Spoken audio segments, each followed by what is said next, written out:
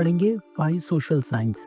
Social science क्यों? आप ये जो डायग्राम अपने सामने देख रहे हैं, इसमें टेबल ऑफ कंटेंट की लिस्ट में आने वाली 5 थीम्स और उसके अंतर्गत आने वाले 14 चैप्टर्स हैं और यही सब सोशल साइंस कहलाता है। तो इसे हम समझते हैं। Observe the picture above. What do you notice? इस पिक्चर को नोटिस कीजिए। आप क्या अनुभव करते हैं? Where does the water in the lake come from? इस झील में जो पानी है वो कहाँ से आया है? Who made the road and why? ये सड़क किसने बनाई और क्यों? What could be the activities of the people living in the small house? इस स्मॉल हाउस में जो पीपल रहते हैं, जो लोग रहते हैं, उनकी क्या एक्टिविटीज हैं? What could be there history, their future? इनका क्या इतिहास है और इनका क्या फ्यूचर है? Write down your answers and discuss them with your classmates. Now looking at the picture on the facing page, what questions come to your mind? आप सामने वाले पेज में जो ये इमेज दिख रही है, इसको देख करके आपके दिमाग में क्या प्रश्न आते हैं? और how do you propose to find answers to the questions related to these two images? आपके दिमाग में जो इन दोनों इमेजेस को देख के प्रश्न आते हैं, उनके बारे में थोड़ा सा विचार कीजिए. How are our questions about relevant to the social science? हमारे क्वेश्चंस जो इन दोनों पिक्चर्स को देख करके हमारे दिमाग में आते हैं वो सोशल साइंस से कैसे रिलेटेड हैं? We live in the 21st century. हम 21वीं सदी में रह रहे हैं. 21वीं सदी का मतलब है वर्तमान समय जो हम अभी जी रहे हैं. सदी का मतलब होता है 100 साल का एक समय. हमारी 21st सेंचुरी 1 जनवरी 2001 से शुरू हुई और यह 31 दिसंबर 2100 तक चलेगी. अगर हम 20वीं सदी की बात करें तो वो 1901 से 2000 तक थी. लेकिन जब हम 21वीं सदी की बात करते हैं तो ये 2001 से लेकर 2100 तक है. तो 21वीं सदी वह समय है जिसमें हम आज जी रहे हैं और ये आने वाले कई सालों तक चलेगी. इस सदी में बहुत सारी नई खोजें, मज़ेदार चीज़ें हो रही हैं जो हमारे जीवन को और भी बेहतर बना रही हैं, जैसे कि smartphone, internet, robots, artificial intelligence, space की डिस्कवरीज, न्यू मेडिसिन्स का आविष्कार, पर्यावरण के बारे में जागरूकता, शिक्षा, महिलाओं के अधिकार, पर्यावरण संरक्षण और समानता जैसे मुद्दे. और अभी जो साल चल रहा है वो है 2025. Everyone agrees that it is a particularly challenging time for humanity. हर कोई इस बात पर सहमत होगा कि अभी जो समय चल रहा है वो मानवता के लिए बहुत ही ज़्यादा चैलेंजिंग है. On the one hand, there is a rapid progress in technology, which is changing our lives in many ways. एक तरफ तो तकनीक का विकास है, जो कि हमारे जीवन को बहुत तेजी से बदल रहा है. On the other hand, the world is witnessing multiple wars, armed conflicts and rising social tensions. और दूसरी तरफ ये दुनिया वॉर्स में, आर्म्ड कॉन्फ्लिक्ट्स में और सोशल टेंशंस में उलझी हुई है. साथ ही our planet's natural environment is under danger. हमारे प्लैनेट का जो नेचुरल एनवायरनमेंट है वो भी डेंजर में है. We live in the age of great possibilities but also great challenges. तो हमारे सामने जो ये सदी है वो बहुत सारी पॉसिबिलिटीज भी लेके आती है और बहुत सारे चैलेंजेस भी हमारे सामने खड़े हुए हैं. The world over, more and more people wonder how do we solve the problems facing humanity. आज पूरे विश्व में ये चर्चा है कि हम जो मानवता के सामने ये समस्याएं हैं इन्हें कैसे हल करेंगे. How can our societies learn to live in peace and harmony? शांति और सहभागिता से कैसे हमारी सोसाइटीज साथ में जीना सीखेंगी. How can we protect this beautiful earth which we all share? हम हमारी इस प्यारी पृथ्वी को कैसे बचा पाएंगे. And protect it not only for ourselves but also for all the species that lives on it. केवल मानवता को ही नहीं बल्कि इस अर्थ पर रहने वाली सभी स्पीसीज को हम कैसे प्रोटेक्ट कर पाएंगे. These fundamental questions are simple but the answer are not. ये जो मूलभूत मौलिक प्रश्न हैं ये सिंपल तो हैं लेकिन इनके आंसर्स सिंपल नहीं हैं. They cannot be simple because human societies are very diverse and complex. इन प्रश्नों के उत्तर इतने आसान इसलिए नहीं हैं क्योंकि हमारी जो सोसाइटीज़ हैं वो बहुत डाइवर्स हैं और बहुत ही ज़्यादा कॉम्प्लेक्स हैं. If we wish to find answers to such questions and help build a better future, we first need to understand our world and human societies in particular. अगर हम इनका आंसर्स देना चाहते हैं तो हमें सबसे पहले हमारे आसपास की दुनिया को समझना होगा और हमारी human societies, particular human societies को समझना होगा. That is what social science is all about. यही सोशल साइंस है. तो सोशल साइंस क्यों और क्या है? The understanding of the world and human societies in particular is the social science, and that's why the social science is needed to be studied. यानी हमारी दुनिया और खास तौर पर मानव समाज को समझना सामाजिक विज्ञान इसी के बारे में होती है. You may wonder whether this is a science like say physics or chemistry. क्या ये साइंस की जैसी है जैसे फिजिक्स और केमिस्ट्री है? It is not. ये ऐसा नहीं है. The discipline does use scientific methods wherever possible, but its focus, human society, is again too diverse to allow the kind of set procedures and fixed results the science come up with. तो ये जो social science है ये scientific methods को use करती है. बहुत जगह आप इस आने वाली बुक में आप देखेंगे, लेकिन इसका जो मेन फोकस होता है वो ह्यूमन सोसाइटी या समाज है. और ये वैसे फिक्स प्रोसीजर्स या फिक्स रिजल्ट्स भी लेकर नहीं आता है जैसे कि साइंस में फिजिक्स और केमिस्ट्री लेकर आते हैं. सोशल साइंस हैज़ मैनी सब डिसिप्लिन्स, यानी कि सोशल साइंस के बहुत सारे उप विषय भी हैं जैसे कि geography, history, political science, economics, sociology, anthropology. Anthropology का मतलब है मनुष्य जाति का विज्ञान.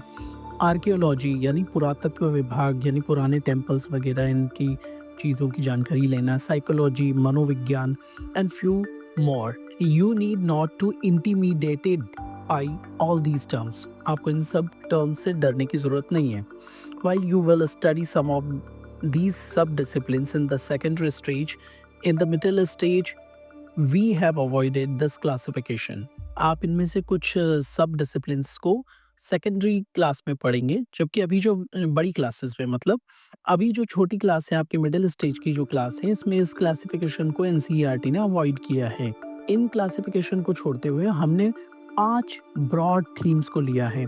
जो आपने अभी स्टार्टिंग में मैंने आपको एक डायग्राम बताया था जिसे माइंड मैप कहते हैं, उस माइंड मैप पर ही इन्होंने पूरी सोशल साइंस की इस बुक को रखा है. तो चलिए एक एक करके हम उस पूरे माइंड मैप को समझने की कोशिश करते हैं. तो इस माइंड मैप में सेंटर में तो है सोशल साइंस. अब सोशल साइंस की पहली theme A, India and the world, land and the people. इसमें जो 3 चैप्टर्स हैं, locating places on the earth, oceans and continents, land forms and life. तो this first theme includes the basic of geographical world around us.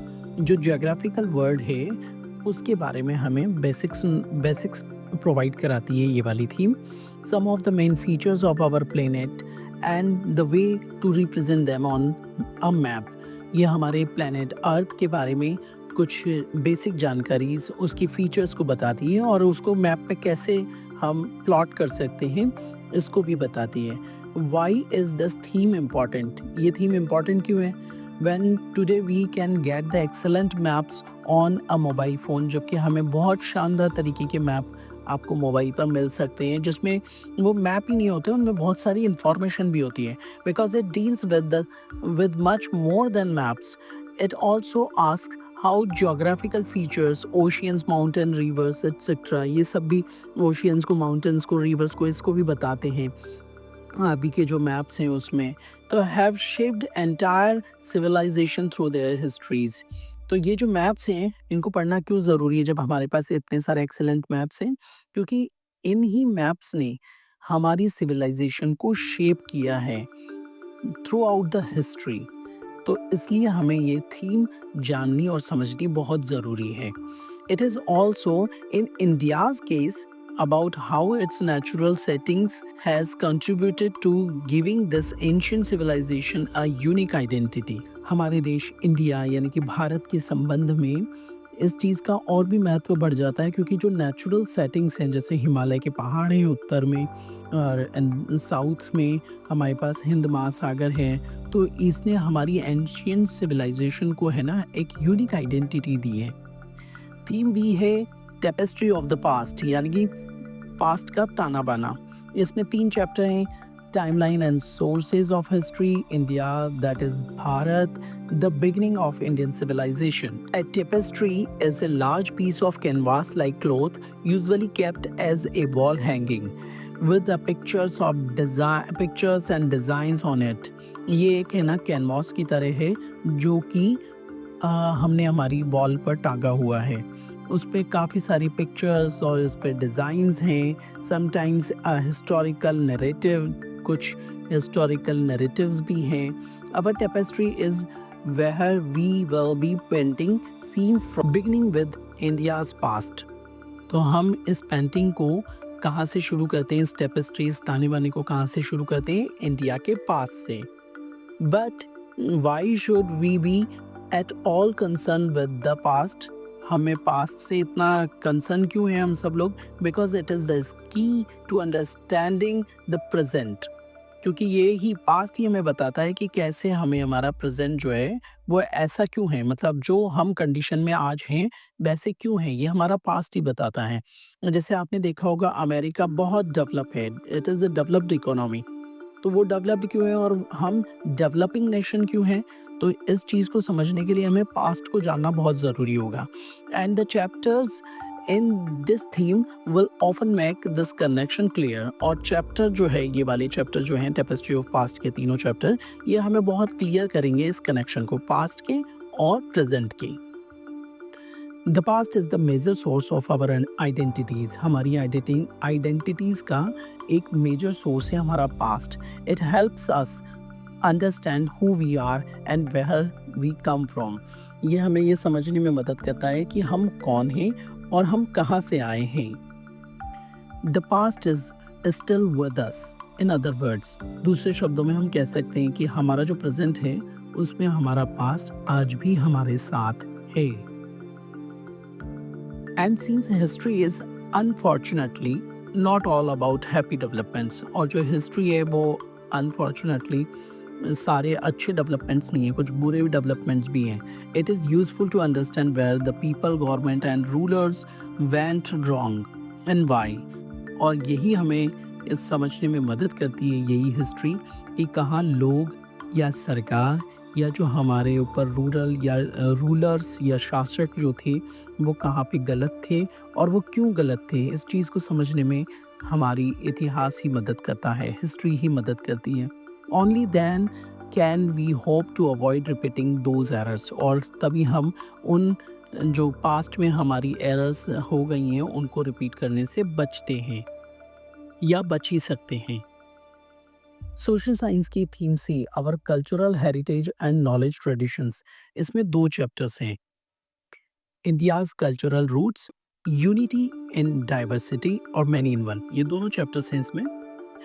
It has often been said that India has a rich and ancient culture. ये हमेशा कहा जाता है कि भारत जो है वो एक बहुत समृद्ध और बहुत पुरानी कल्चर को रखता है, संस्कृति को रखता है। True, ये सत्य भी है। But what are its main characteristics?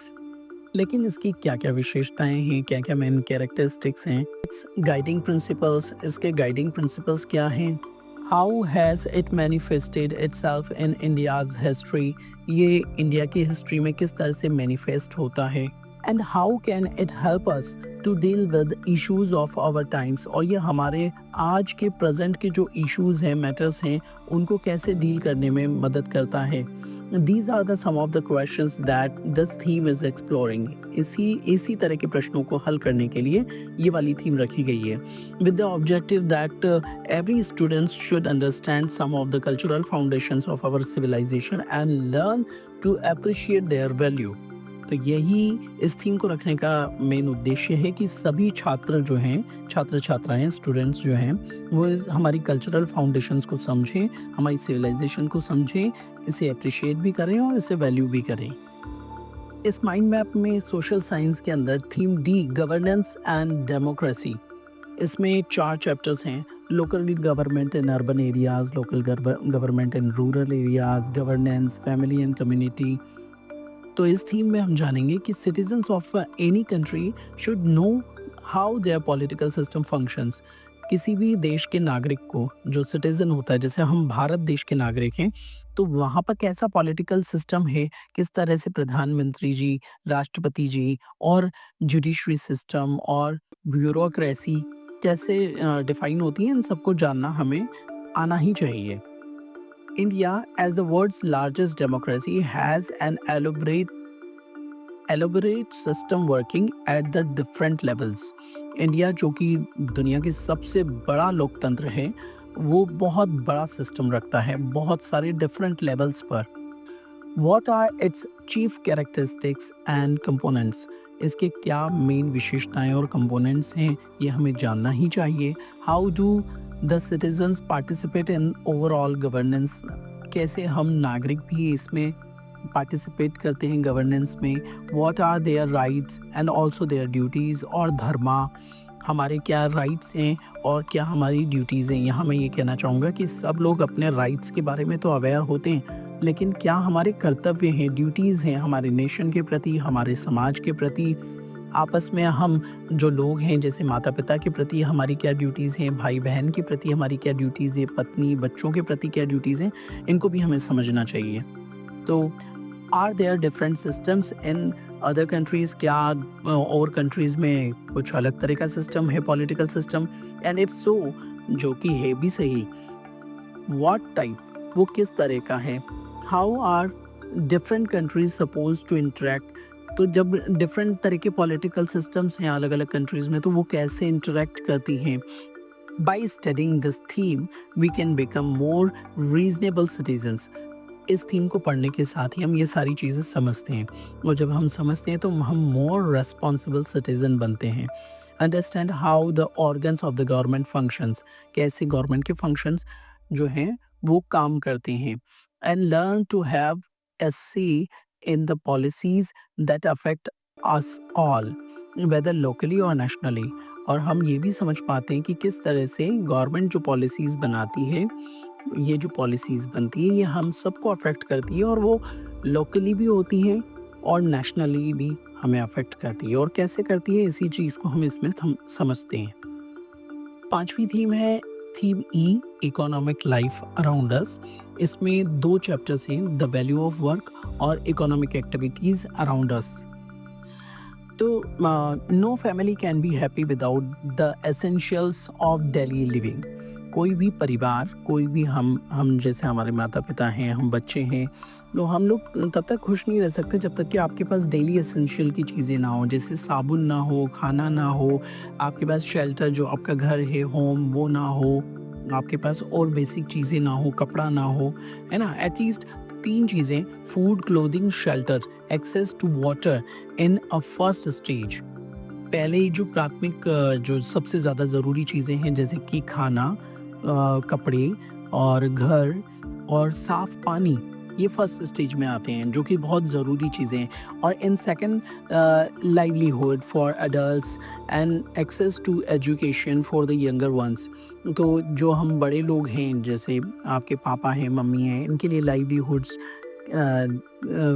Livelihoods कैसे वो कमाएंगे, और आप बच्चे जो हैं उनके लिए बढ़िया एजुकेशन तो हम लेके आ ही रहे हैं, हंसिए मत हम आपके लिए बहुत अच्छी एजुकेशन, एनिमेटेड और बिल्कुल फ्री ऑफ कॉस्ट में आपके लिए यहाँ पे लेके आ रहे हैं। Similarly, no country can develop harmoniously without a second economy, without a sound economy. कोई भी नेशन है, कोई भी देश है, तो वो तब तक डेवलप नहीं कर सकता जब तक कि उसकी बहुत अच्छी इकोनॉमी ना हो, बहुत अच्छी तरह से वो इकोनॉमिकली रिच ना हो। But how does an economy work? किस तरह से एक इकोनॉमी वर्क करती है, किस तरह से एक देश की इकोनॉमी वर्क करती है, specially in a huge country like India. We exactly what is exactly money? Money क्या है? रुपया पैसा जो होता है जिसकी बात इतनी की जाती है वो एक्चुअल में है क्या? Where does it come from? ये कहाँ से आता है? How can it be increased? ये कैसे बढ़ाया जा सकता है? What economic activities can people engage themselves in? किस तरह की इकोनॉमिक एक्टिविटीज़ में अपने आप को पीपल या हम लोग एंगेज करें जिससे कि हमारा देश भी समृद्ध हो और हम भी समृद्ध हों? How are natural and human resources best managed? किस तरह से हमारे देश के जो नेचुरल और ह्यूमन रिसोर्स यानी हम लोग हैं उनको किस तरह से बेस्ट मैनेज किया जा सकता है? क्योंकि आप लोगों में से कोई ना कोई इस देश का प्रधानमंत्री बनेगा, कोई जज बनेगा, कोई बिजनेसमैन बनेगा, तो आपको ये समझना बहुत ज़रूरी है कि कैसे अपने नेचुरल और ह्यूमन रिसोर्सेज को हम बेस्ट मैनेज करें। This theme will lay down some of the important concepts and practices that will enable us to answer these questions. तो इन्हीं questions को जानने के लिए ये थीम बनाई गई है. You will notice that there are many questions in the preceding paragraphs. पूरा social science is also about the art of asking the right questions. Social science सही प्रश्नों को सही तरीके से पूछने का विज्ञान भी है. Only then can we start looking for the right answers. तभी हम सही प्रश्नों के आंसर्स को जान भी पाएंगे. You may also be intrigued to find a game of chess and some ancient Tamil poetry in chapters that apparently deal with geography. आप ज्योग्राफी के जो चैप्टर्स हैं उसमें चेस और तमिल पोइट्री को भी जानेंगे. A discussion on the uses of sari के यूज़ पर हमारे कल्चरल हेरिटेज में कैसे होता है उस पर भी आप एक डिस्कशन देखेंगे. द कंसेप्ट ऑफ सेवा बहुत महत्वपूर्ण. The concept of seva and the mention of festivals and the chapter focusing on economics और कैसे फेस्टिवल्स हमारी इकोनॉमी को एक्टिवेट करते हैं इस चीज़ को हम समझेंगे. This enriches our perspective. यह हमारे परिदृश्य को, हमारे सोचने के समझने के तरीके को बहुत एनरिच करता है. Finally in conclusion we can say to understand our world and the human societies in particular is the social science is all about. Social science जो है हमारी दुनिया और विशेष तौर पर मानव समाज को समझना ही सामाजिक विज्ञान या सोशल साइंस है. By now it should be clear that although social science makes constant use of the past, it seeks to make sense of the present so as to help us prepare for the better future. जैसा कि social science है ये भले ही हमारे past को deal करती है और हमारे प्रेजेंट को समझने में हमारे लिए एक सेंस डेवलप करती है और हमारे फ्यूचर को बहुत बेहतरीन बनाने की कोशिश करती है उसी समझ के आधार पर. It is an exploration and adventure. तो यही था आज के लिए. पढ़ते रहिए, मुस्कुराते रहिए और गॉड ब्लेस यू ऑल.